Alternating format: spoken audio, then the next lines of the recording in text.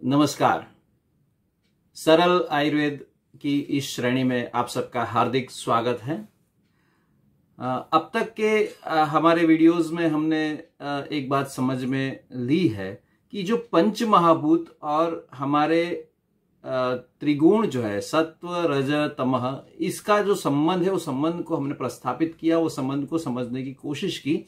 तो सर्वाणी द्रव्याणी पंच भौतिकानी, अगर ये सूत्र को हम समझने का कोशिश कर रहे हैं कि यथा पिंडे तथा ब्रह्मांडे, मतलब यही है कि जो सृष्टि में है वही हमारे शरीर में है और उसका हमारे अलग अलग गुणों के साथ संबंध रहा है। तो जो मानसिक भाव है सत्व रज और तमह, तो यहाँ मन को भी हमने अलग नहीं किया है और उसको मन के भाव के साथ भी पंच महाभूत को आयुर्वेद ने जोड़ा है और उसका एक साइंटिफिक बेस पर, एक लॉजिकली बेस पर हमें बताया है और वो हम समझने की कोशिश कर रहे थे कि किस प्रकार से सत्व रज तमह गुण का पंच महाभूत से संबंध है।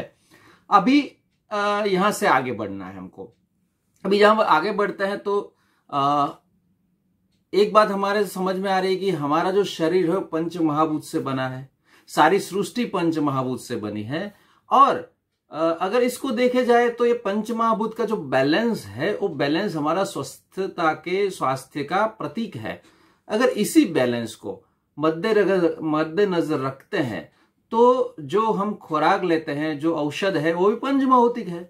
तो पंच महाभूत की जहां पर क्षति है वो क्षति पूर्ति करने के लिए उसी द्रव्यों का प्रयोग होता है। लेकिन यहां पर अलग बात यह है कि जैसे हमारा जो शरीर है वो अलग अलग धातुओं से बना है, तो वो डायरेक्ट हम नहीं लेते हैं। देखो हमारे शरीर में अगर रक्त की कमी है, खून की कमी है, तो क्या हम खून पिएंगे? नहीं। लेकिन आयुर्वेद का जो संदर्भ है, आयुर्वेद का जो सिद्धांत है, वो सिद्धांत ये है कि पंच महाभूत के जो गुण है उसी गुण वाले अन्य द्रव्यों का अगर हम सेवन करते हैं तो गुणान वृद्धि होती है, मतलब गुण से गुण की वृद्धि होती है और उसी से ही उसकी पूर्ति होती है। तो यह आयुर्वेद का सिद्धांत है। तो यहां पर अभी मॉडर्न साइंस में ऐसा होता है कि कैल्शियम की कमी लग रही है तो कैल्शियम दो, ब्लड की कमी है तो ब्लड दो। तो ऐसा आयुर्वेद का कंसेप्ट वो उससे भी सूक्ष्म है कि जहां पर उनके जो गुण है, अगर वो गुण वाला वहां पर है तो वो ही चाहिए, ऐसा नहीं है, और वो ही चाहिए, नहीं तो हमें वो चीज नहीं मिलती है तो हम नहीं कर सकते। जैसे एलोपैथी में कोई दवाई की जरूरत है तो वो डिसीज के लिए वो दवाई अवेलेबल होना चाहिए, नहीं होता है तो उसकी चिकित्सा नहीं होती है। पर आयुर्वेद में ऐसा नहीं है। आयुर्वेद में एक रोग के लिए हजारों दवाइयां बताई है। वो हजारों दवाइयां इसलिए बताई कि जो अवेलेबल है, जो प्राप्त है, वहां से हम कर सकते हैं। और आगे जाके आयुर्वेद ने यह भी बताया है कि भविष्य में जो औषध का विवरण शास्त्रों में किया है उससे भी ज्यादा नई औषध अपने बुद्धि से आप उसको प्रयोग कर सकते हैं। तो यहां पर सूत्र कौन सा आएगा? तो गुणों से गुणों की वृद्धि, ये जो बात है उसको हमें समझना है अभी इस के आगे के सेशन में। तो यहां से हम उसकी शुरुआत करते हैं। तो सुश्रुत का एक संदर्भ श्लोक है, तो वो श्लोक जो है तो यही है कि पंचभूतात्मके देहे याहार पंचभौतिक विपक्व पंचधा सम्यक गुणान स्वान अभिवर्धते। मतलब यह है कि यही पंच महाभूतिक जो शरीर में जो पाचन होकर जो आहार जो एब्सॉर्ब होगा वो उसके महाभूत के गुणों के हिसाब से उन गुणों की वृद्धि करता है। तो गुणों से गुणों की वृद्धि होती है, इस बात को हमें समझना है। तो तभी हम पंच महाभूत के अलग अलग गुणों को भी समझने की कोशिश करेंगे। तो पंच महाभूत के जो गुण है वो कौन सा है वो अभी हम आगे के सेशन में इसमें आगे बढ़ते हैं। आयुर्वेद जो है वो चिकित्सा विज्ञान है, सूक्ष्म विज्ञान है, पूर्णतः विज्ञान है और इसीलिए वहां पर मनुष्य शरीर को, आहार को, विहार को, औषध को और हमारे आसपास के जो प्राकृतिक जो वातावरण है उस सभी को नजर में रखते हुए हमारे शरीर पर होने वाले उनके प्रभाव को और उसको ध्यान में रखते हुए पूरे चिकित्सा का वर्णन किया है। इतना ही नहीं, हमारे ऋषियों ने जो आयुर्वेद की सूक्ष्मतः विचार किया है वो हमारे शरीर के प्रत्येक अणु, परमाणु, प्रोटॉन, न्यूट्रॉन तक जाकर वहां के पंच महाभूत तक की वहां पर उन्होंने आलोचना की है, उसका समझ लिया है और वो सूक्ष्मतः उस तरीके से जाकर वहां से उसका असर हमारे शरीर पे, हमारे स्वास्थ्य के, हमारे अलग अलग शारीरिक कर्मों पे कैसे होता है उसका सूक्ष्म विचार आयुर्वेद में किया है। इसीलिए ये बहुत ही सूक्ष्म विज्ञान है, बहुत ही पूर्ण विज्ञान है और अभी तक इतने हजारों सालों के बाद भी न बदलने वाला, कोई भी सिद्धांत में न बदल होने वाला ये पूर्ण शाश्वत विज्ञान है। उसको अगर हम दिमाग में रखते हैं तो आयुर्वेद को अच्छी तरह से हम समझने में कामयाब रहेंगे और आयुर्वेद के प्रति अपना मान सम्मान बढ़ेगा। भारत देश के इस चिकित्सा विज्ञान के प्रति हमारा एक भाव उत्तरोत्तर बढ़ेगा।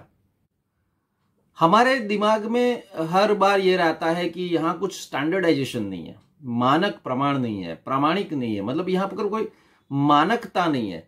देखो, मानकता निर्जीव चीजों में हो सकती है, सजीव चीजों में नहीं हो सकती। हमारा अगर हम उसको कैसे मानक कर सकते हैं? कभी हम चक्रवात को मानक कर पाए, कभी हमने भूकंप को मानक कर पाए, नहीं कर पाए। जो वातावरण में अचानक से तेजी से बदलाव आता है उसको हम स्वीकृत करते हैं, बाकी उसका कोई स्टैंडर्डाइजेशन नहीं होता है। वैसे ही यथा पिंडे तथा ब्रह्मांडे, इस सूत्रों को अगर देखें तो हमारा शरीर जो पंचभौतिक है वो पंचभौतिक शरीर में अंदर और बाह्य में जो परिवर्तन आता है वो परिवर्तन की हमारे शरीर पे असर होती है। साथ साथ जैसे ये पंचभौतिक शरीर में जो जो चेंज होते हैं वो हर एक में अलग अलग होते हैं, हर एक व्यक्ति में अलग होते हैं। इसीलिए आयुर्वेद की चिकित्सा को अगर स्टैंडर्डाइजेशन के लिए ये डोज ये नहीं हो सकता है, क्योंकि यहाँ पर बहुत सारी बातों को सूक्ष्म तरीके से देखा जाता है। इसीलिए हर एक व्यक्ति पे, हर एक रोग की अवस्था में, हर एक देश में, काल में, ऋतु में और इसके साथ बल का भी विचार आयुर्वेद ने किया है कि मनुष्य के भीतर अपना खुद का जो सत्व है और उसका जो बल है, मतलब सहन करने की जो शक्ति है, उसके आधार पर हम औषध का डोज दे सकते हैं, उसके आधार पर हम उसका निदान कर सकते हैं, उसके आधार पर हम चिकित्सा कर सकते हैं। तो अगर हीन सत्व वाला आदमी है तो उसको उस तरीके से ट्रीटमेंट करती है। तो ये सभी को हम स्टैंडर्डाइजेशन के नाद में न पड़ते हुए यहां पर उसका एक समझ के साथ, सूक्ष्म समझ के साथ आगे बढ़ना है। तो इसीलिए आयुर्वेद को स्टैंडर्डाइजेशन के माध्यम में जाना वो कभी भी उचित नहीं है और कभी भी हो भी नहीं सकता है। तो ये हमें समझने की बात है। जैसे हम हमारे बच्चों, 2-3 बच्चे हैं हमारे, तो हर एक के भी लिए हमारा व्यवहार अलग अलग होता है। किसी का नेचर यह होता है, किसी को यह लगता है, तो किसी को हम डांटते हैं, किसी को नहीं डांटते हैं। क्यों? क्योंकि किसी को सिर्फ आंख दिखाने से भी काम हो जाता है और किसी को मारने पर भी काम नहीं होता है। तो ये इसमें कैसे स्टैंडर्डाइजेशन हो सकता है? नहीं हो सकता है। तो यहां पर यही बात है, स्टैंडर्डाइजेशन हम हमारी जो मशीनरीज है, टूल्स है, उसमें कर सकते हैं, क्योंकि वो कभी चेंज नहीं करने वाले और हम बनाने वाले। ये शरीर भगवान ने बनाया है, ईश्वर ने बनाया है और इसीलिए इसमें हम कुछ स्टैंडर्ड नहीं कर सकते, क्योंकि जो स्टैंडर्ड करना था वो उन्होंने करके रखा है कि नाक इधर रखना है, आंख इधर रखना है और मुंह इधर रखना है। उसमें उन्हें स्टैंडर्ड ही रखा है।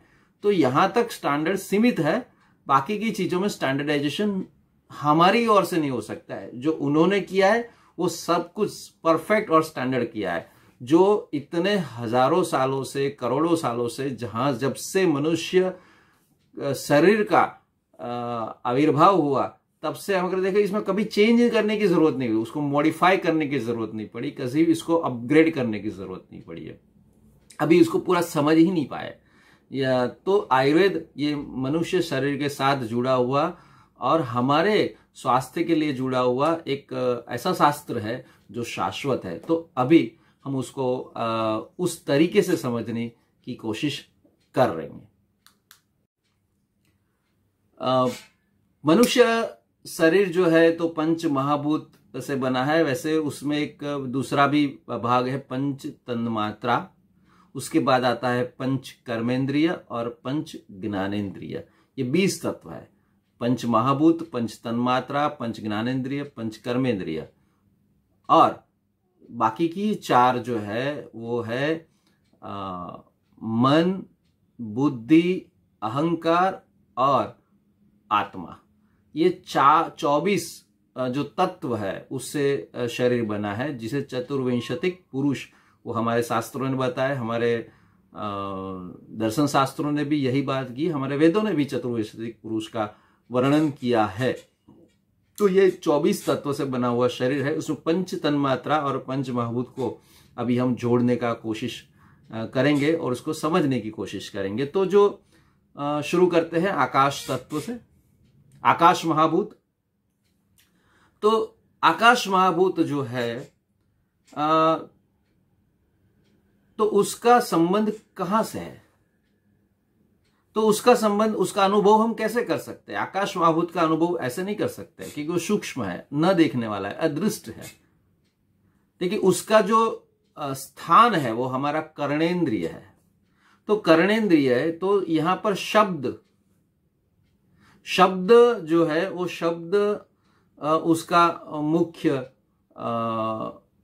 अनुभवात्मक तन्मात्रा है। तो पंचमहाभूत के जो विभिन्न तन्मात्राओं से जो जोड़ है उसमें आकाश महाभूत का शब्द तन्मात्रा से है। मतलब यहां पर पंच तन्मात्रा, शब्द, स्पर्श, रूप, रस और गंध, ये 5 तन्मात्रा है और 5 महाभूत है। तो यहां पर कर्णेंद्रिय ये हमारी ज्ञानेन्द्रिय है, श्रवणेन्द्रिय वो ज्ञानेन्द्रिय है, कर्ण जो है वो कर्मेंद्रिय है। तो आकाश महाभूत उसका तन्मात्रा है शब्द, ज्ञानेन्द्रिय है श्रवणेन्द्रिय और कर्णेन्द्रिय है हमारे कान। तो ये कर्णेन्द्रिय से उसका अनुभव हम कर सकते हैं। दूसरा आता है जो पंच महाभूत वो वायु है। तो वायु तत्व का अनुभव हम कैसे कर सकते हैं? तो स्पर्श, शब्द और स्पर्श, यहां पर 2 आएगा। तो पहला तन्मात्रा शब्द जो है वो आकाश महाभूत से, वायु में 2 तन्मात्रा आएंगे, शब्द और स्पर्श। तो उसका अनुभव हम कर्णेंद्रिय से कर सकते हैं और त्वचा से कर सकते हैं। हमारे चमड़ी के ऊपर जो, त्वचा के ऊपर जो छिद्र है और त्वचा से जो स्पर्श होता है, तो उसका स्पर्श हम वायु का स्पर्श कर सकते हैं। तो उसका अनुभव जो कर सकते हैं वो हम वायु महाभूत का अनुभव हम त्वचा से कर सकते हैं, कर्णेंद्रिय से कर सकते हैं। यहाँ 2 तन्मात्रा आते हैं। नेक्स्ट आता है अग्नि महाभूत। तो अग्नि महाभूत का जो अनुभव हम कहां से कर सकते हैं? तो उनके वहां पर 3 तन्मात्राएं हैं, तो शब्द, स्पर्श और रूप। तो रूप जो है वो दर्शनेन्द्रिय, हमारा नेत्र से जुड़ा हुआ है।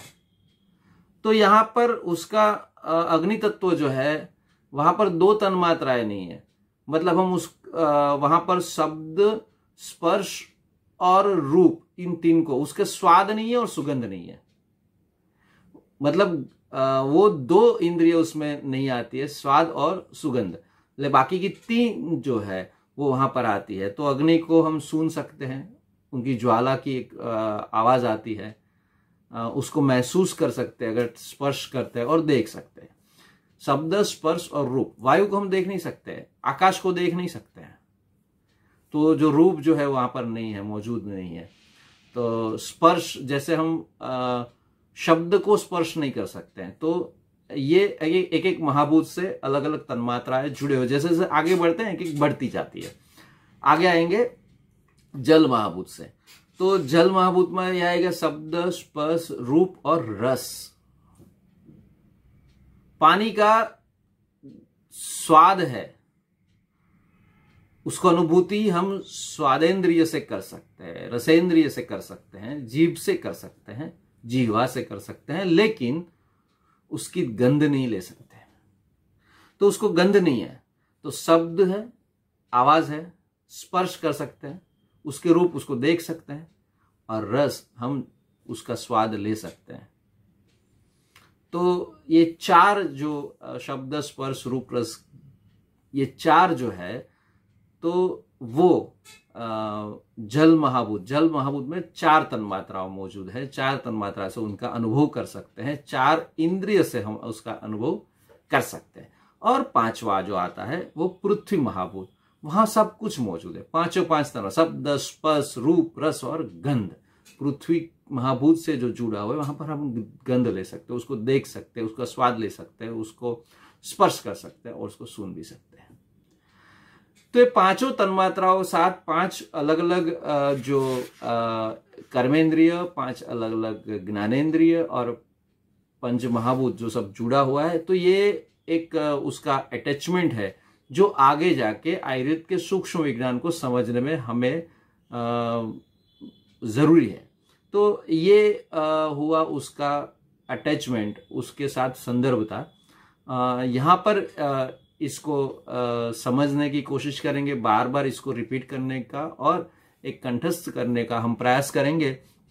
तो किन महाभूत से किन तन्मात्राओं किस प्रकार से जुड़ी हुई है, ये अगर हम दिमाग में बैठेंगे तो आगे की बात हमें समझने में बहुत ही सहूलियत रहेगी। इस सेशन को यहाँ पर रखते हैं। आगे हम आगे के नए सेशन में आगे बढ़ेंगे तो वहां पर हर एक पंच महाभूत के एक एक गुण को हम समझने की कोशिश करेंगे। धन्यवाद, नमस्कार। आशा है कि आपको इस श्रेणी में समझने में अच्छा लगता होगा। अगर कुछ आपके सुझाव है तो आप हमें हमारे व्हाट्सएप पर या हमारे ईमेल से या इसी बॉक्स में कमेंट में आप रख सकते हैं। धन्यवाद।